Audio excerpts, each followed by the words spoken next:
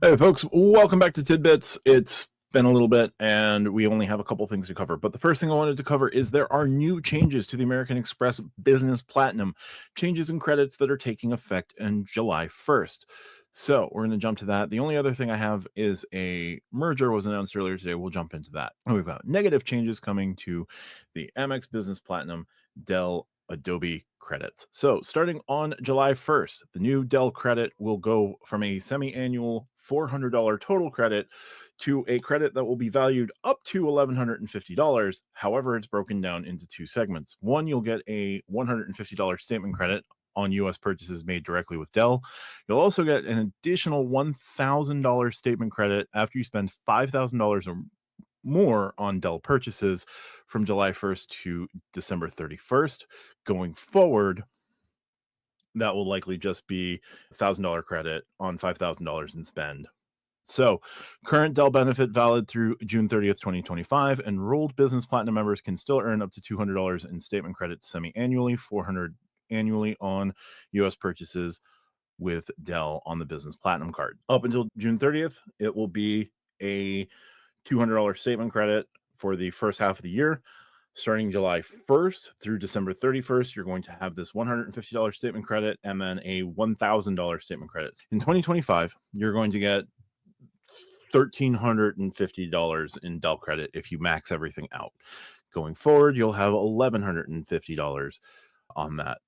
$5,000 in purchases or more should be doable. Now, if you were to get the card, let's say toward the end of the year, you should also be able to double dip if you're able to spend $5,000 at the tail end of 2025 and another $5,000 early in 2026.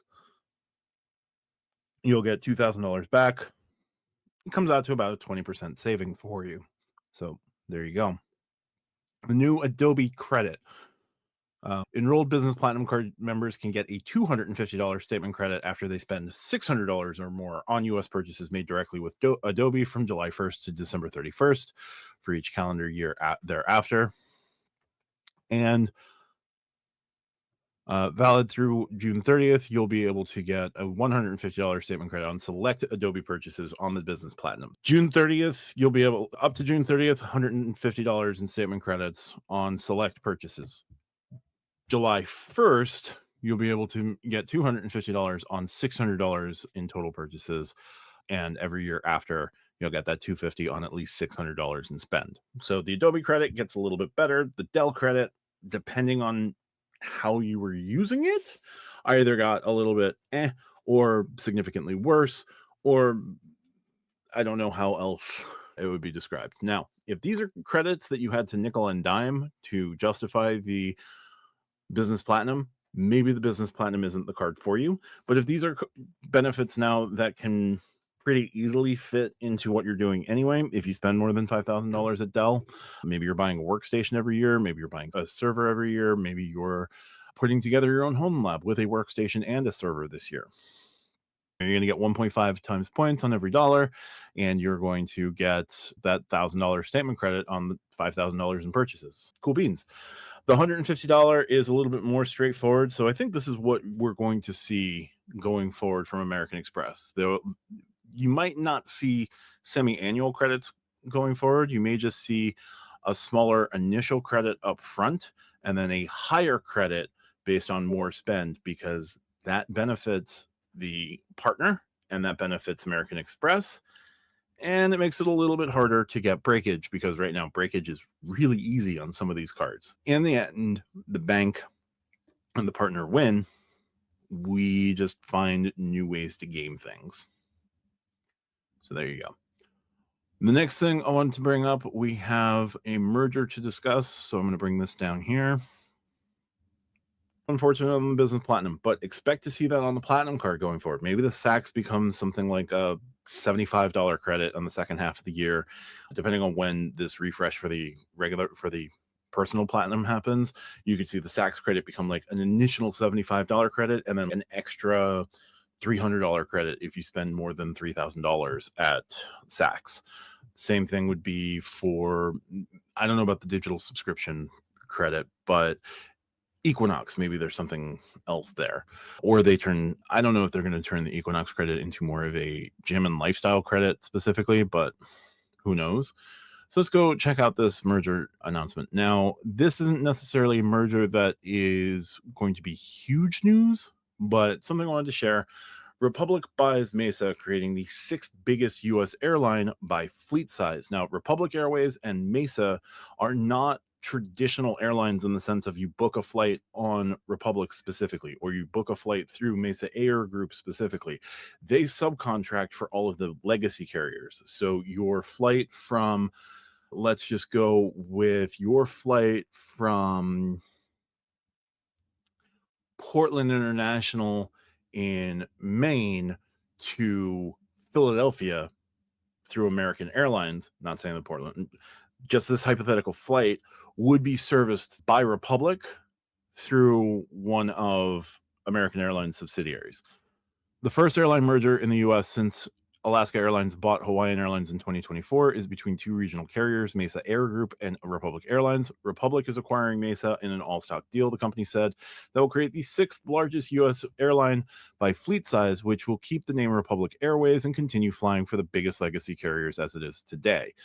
So these two groups only fly one type of jet, so that's going to make their maintenance costs and overall like capacity for handling flights pretty simple. I don't know what it's going to do for the maintenance crews for both airlines. I don't think you're going to see everyone have a job at the end of this. So there may be some new airline mechanics available. The Republic will have the sixth biggest airline in the U.S. by fleet size, with 310 airplanes ahead of JetBlue and Alaska Airlines. The entire fleet is comprised of just one type, Embraer 170, 175 regional jets, with a maximum capacity of 70 to 70 and 76 seats respectively, and with the same engines, crew training, and spare parts. The only difference is that the 175 is slightly bigger.